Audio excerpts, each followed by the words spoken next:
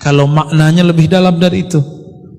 Afdalul dzikri itu kalau dimaknai zikir yang paling lezat, zikir yang paling nikmat adalah la ilaha.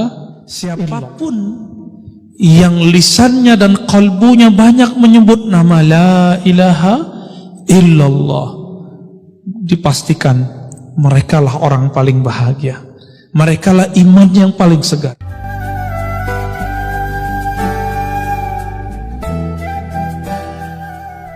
Kenapa kita perlu menjaga zikrullah?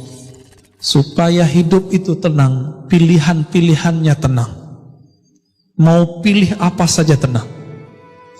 Bapak saudara makan Allah, kita ambil zikir la ilaha illallah.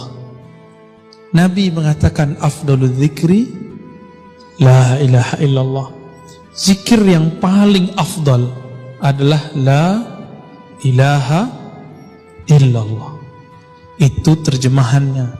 Kalau maknanya lebih dalam dari itu, afdalul dzikri itu kalau dimaknai zikir yang paling lezat, zikir yang paling nikmat adalah la ilaha illallah. Apa arti ilah sehingga Nabi mengatakan itu? Ternyata kalau orang betul-betul membaca la ilaha illallah, ilah salah satu maknanya adalah tempat hati bergantung, tempat hati nancap, tempat hati berkiblat, tempat hati condong. Jika kita katakan tiada lagi kecondongan hatiku, tiada lagi semua yang aku inginkan, yang aku cintai kecuali Allah. Inilah yang disebut oleh Imam Ibnu Athaillah kemerdekaan seorang hamba, hurriyatul abd. Baru disebut Abdullah. Maka orang yang menyebut la ilaha illallah, tiada lagi tempat kami bergantung, tiada lagi tempat kami memuja, tiada lagi tempat kami menyembah kecuali Allah. Di saat itulah dia menjadi merdeka. Oleh karena itu seorang mukmin jiwanya merdeka. Kalau bahasa kawan kami Ustadz Hanafi, gak ada lagi urat takutnya, gak ada lagi rasa takutnya kecuali kepada Allah. Yang punya zikir ini hanya ahli-ahli kalbu, bukan orang yang suka ceramah kayak saya ini, bukan yang suka debat, bukan yang suka menyalah-nyalahkan orang, membidah-bidahkan orang, enggak. Mereka ini lebih suka menyebut nama Allah, la ilaha illallah. Terdiri dari apa kalimat ini? Ulama-ulama ahlus sunnah mengatakan la ilaha illallah itu terdiri dari dua inti. La ilaha namanya nafi. Nafi sudah jadi bahasa Indonesia penafian. Ditiadakan apapun dalam pikiran, apapun dalam hati, illallah kecuali Allah. Makanya ulama-ulama terdahulu punya teknik membaca la ilaha illallah, ada tekniknya. Kenapa Bapak Ibu baca la ilaha tidak ada merindingnya, tidak ada getarannya? Karena tidak punya teknik. Buat rendang, kalau tidak diaduk, santan dan airnya pisah nggak Pak? Adukan itulah kira-kira ilustrasi baca la ilaha illallah, kalbunya harus diaduk. Mengaduk kalbu itulah, menghantam kalbu itulah yang membuat kalbu itu terasa tenang. Disitulah getaran-getaran kulit terasa, gemetar, bulu roma berdiri, ada rasa yang tidak bisa diceritakan. Tapi kalau mau tahu, fas'alu ahla dzikri, tanyalah ke ahlinya, ya. Itu tidak diobral, tidak diobral. Kalau zikir-zikir biasa itu bisa dijelaskan kapanpun, tapi kalau tekniknya tidak, nah itu nafi. Illallah itu isbat. Apa arti isbat? Isbat berarti penetapan. Tiada yang disembah kecuali Allah. Tiada yang dituju kecuali Allah. Tiada yang diharap kecuali Allah. Orang kalau begini, PNS kalau begini, karyawan kalau begini, nggak perlu fingerprint. Kerjanya pasti selesai. Kenapa sekarang harus pakai fingerprint, pakai daftar hadir? Karena orang-orang tidak serius bekerja. Dia hanya takut ke atasannya. Jadi nggak takut kepada Allah. Takut dengan report, laporan-laporan manusia, tapi tidak takut dengan laporan-laporan malaikat-malaikat Allah. Bapak, Ibu, Saudara, ikhwan akhwat fillah. Maka Nabi SAW ketika ditanya, bagaimana cara kami memperbaharui iman kami yang usang, wahai Rasulullah? Apa kata beliau? Hadis masyhur, aksiru min qawli la ilaha illallah. Banyak-banyak baca la ilaha illallah. Maka hari ini kita bisa saksikan, siapapun yang lisannya dan kalbunya banyak menyebut nama la ilaha illallah, dipastikan merekalah orang paling bahagia. Merekalah iman yang paling segar.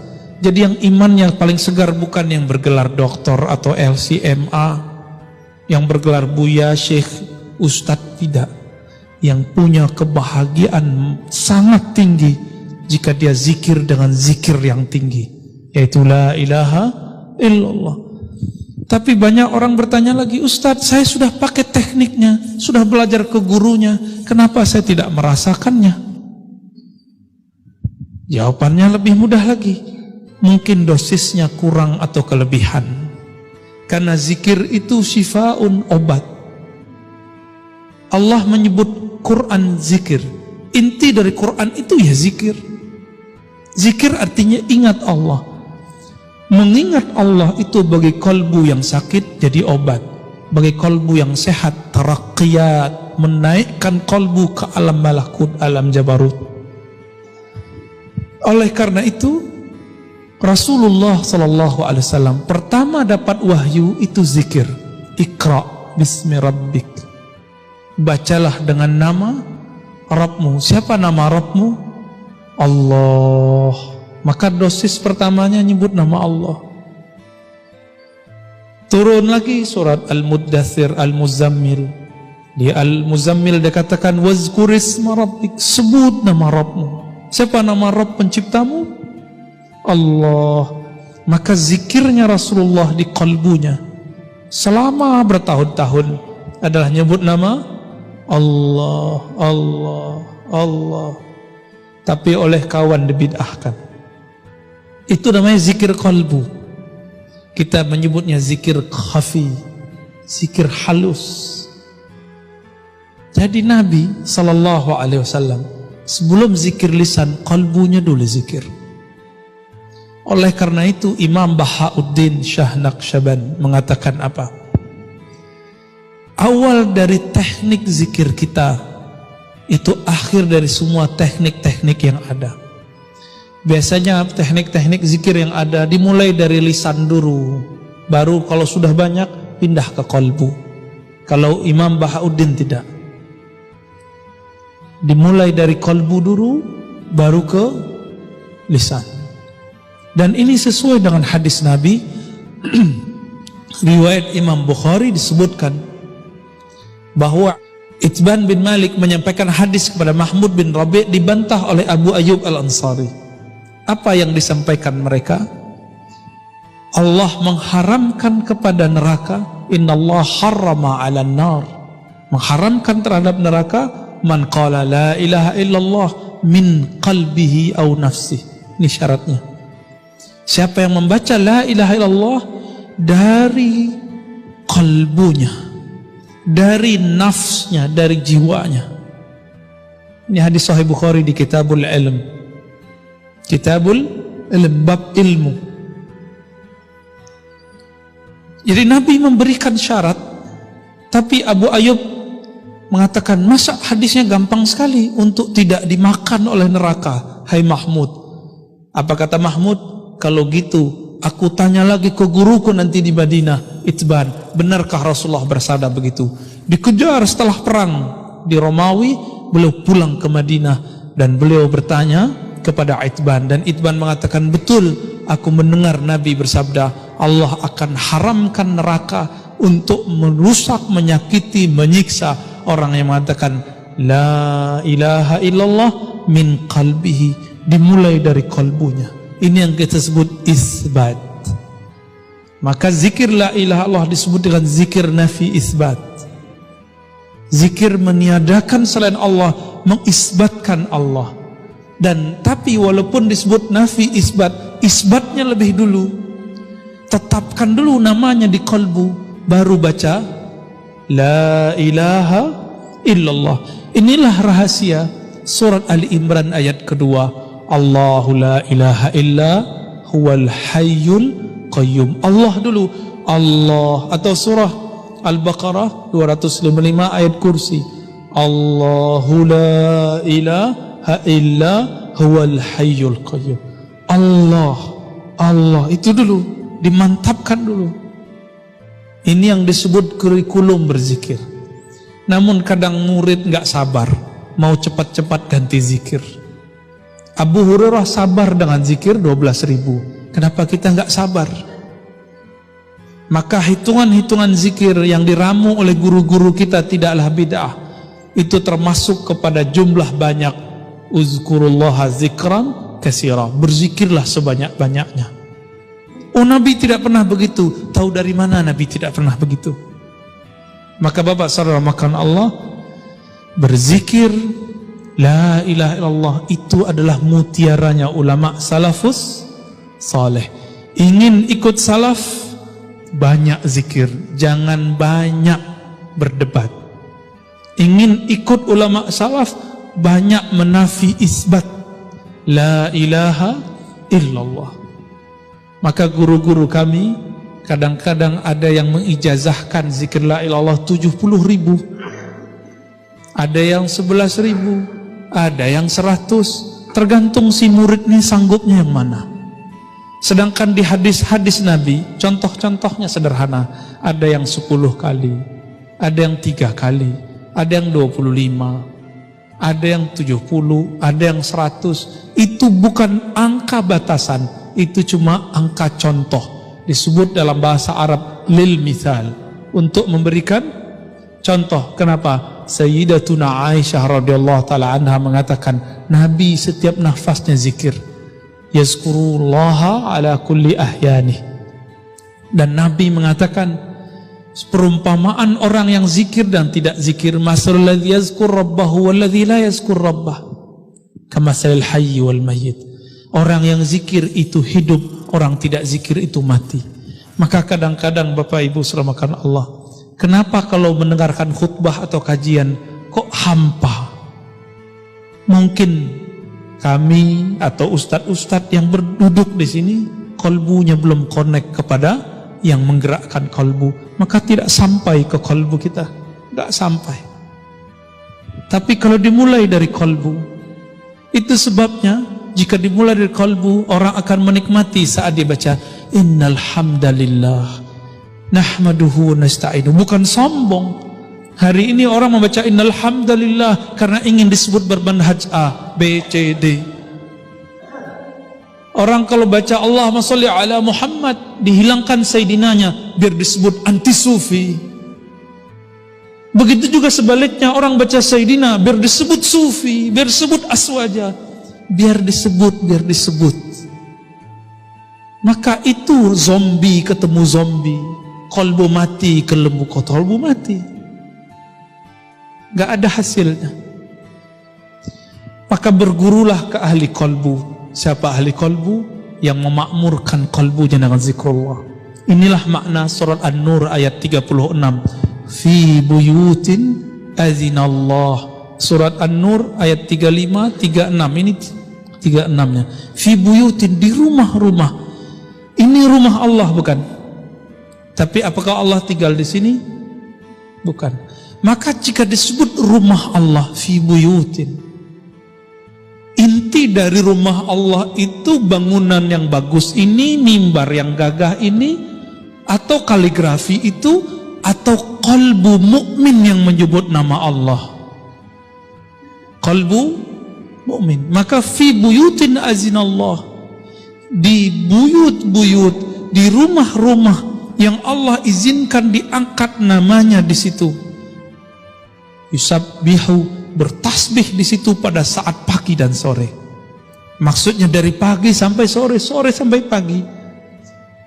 Maka ada namanya masjid bangunan di semen, tapi ada masjid qalbu. Itu ayatnya. Karena tempat berzikir hakiki itu di qalbu. Coba rasakan Pak, sudah pergi umroh, sudah pergi haji. Kalau qalbu tidak dibawa ikut umroh, nggak ada hasilnya. Yang ada ingin disebut Pak Haji. Kecil hati dipanggil nama. Seperti orang bergelar kecil hati tidak disebut gelarnya. Kawan saya ingin dihargai sebagai dokter, mengenalkan diri, menyebut saya dokter fulan. Geli telinga dengarnya. Tidak usah sebut dokter, tidak usah sebut haji. Buktikan dengan ilmumu, buktikan dengan amalmu.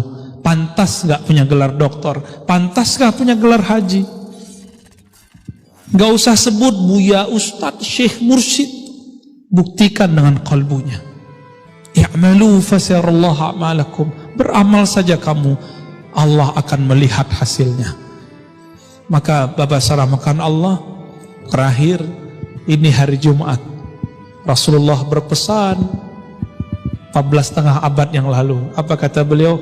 Aksirus salati alayya fi yaumil Jum'ah. Banyak-banyak salawat kepadaku khusus hari Jumat. Kenapa? Semua salawatmu sampai kepadaku. Tapi bagi para pecinta Rasulullah, kullu yaumin yaumul Jum'ah. Setiap hari terasa Jumat. Maka mereka salawat tidak nunggu hari Jumat. Jika ingin merasakan mimpi ketemu Rasulullah, bahkan bertemu langsung Rasulullah, banyak-banyak salawat. Minimal sebelum wafat Allah kasih. Sebelum wafat Allah kasih. Karena mimpi itu terjemahan dari alam bawah sadar kita. Kita sadar, di saat sadar kita menabung apa ke qalbu? Nabung zikir, nabung salawat. Jika itu yang sering kita baca, itu tabungan alam bawah sadar. Apa yang dilihat, apa yang didengar, apa yang dikata, apa yang dizikirkan, itu masuk ke alam bawah sadar, disimpan dalam memori qalbu.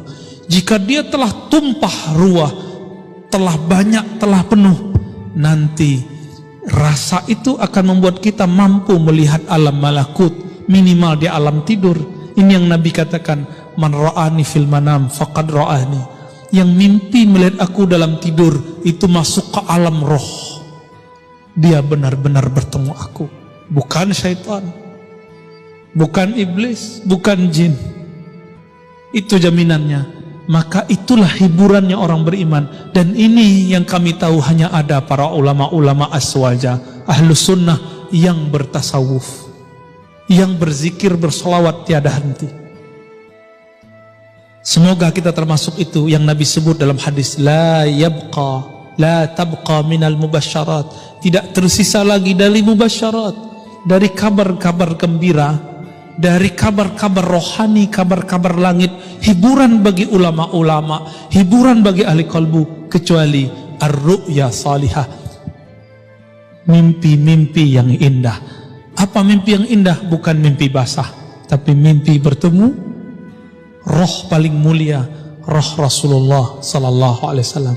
Saya doakan siapa saja yang beramal salawat banyak-banyak, saya doakan semoga segera ketemu Rasulullah. Enggak sekarang, nanti, enggak nanti terus. Tapi ingat, kita salawat bukan karena ingin mimpi. Kita salawat karena ingin menyampaikan cinta dan rindu kepada Rasulullah.